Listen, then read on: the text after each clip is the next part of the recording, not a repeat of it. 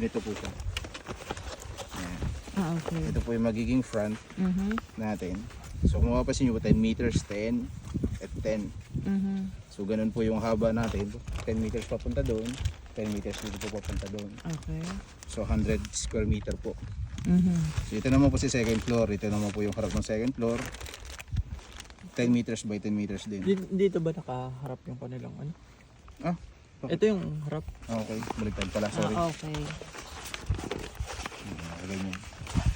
So ito yung front. Po, ito po yung front. Nandito yung parang merong silang nasa ilalim na receiving area. Okay. So approve naman na po ito kay na Sir, na Sir Aldrin, kung ano man po itong nasa plan namin. Oo. So ginawa na rin po namin siya ng details.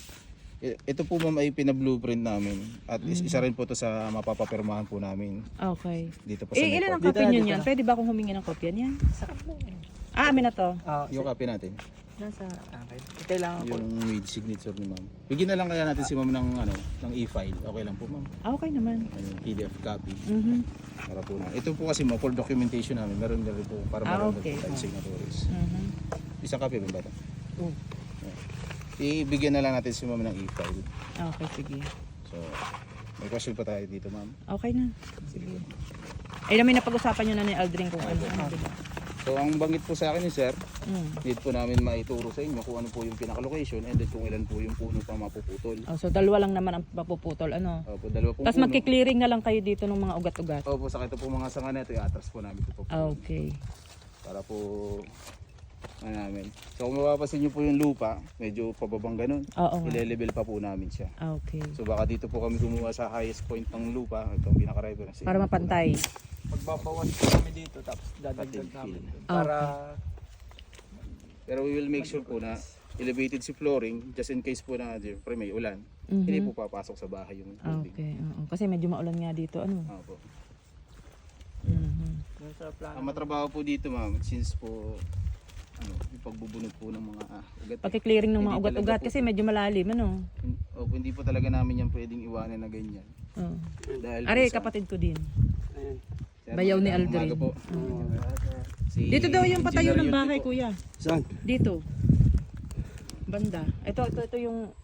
Ito po. Sa Yung unang gilid. Ay, are. Hanggang doon. Ayun po yung isa pa po nakapalpak na yun. 10 meters po pa roon. 10 meters din po pa ganun. likod na likod. Kasi pag dyan, Ipinatras po sa amin sir. At ang reason out ay dalawang palapag naman siya. So pag nasa second floor ka, kita mo pa rin yung view mo sa doon. baba. Layo. Pinatras natin sir. Pangalawang dahilan po ay malapit po tayo sa bangin. Ayan ay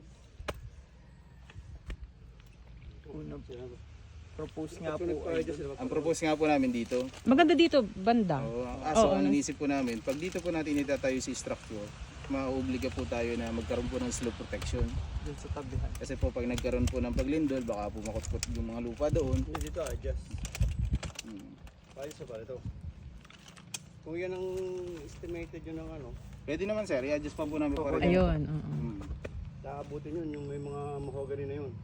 Ay, Nasa ba yung last stake ni Ayan, nasa main yun.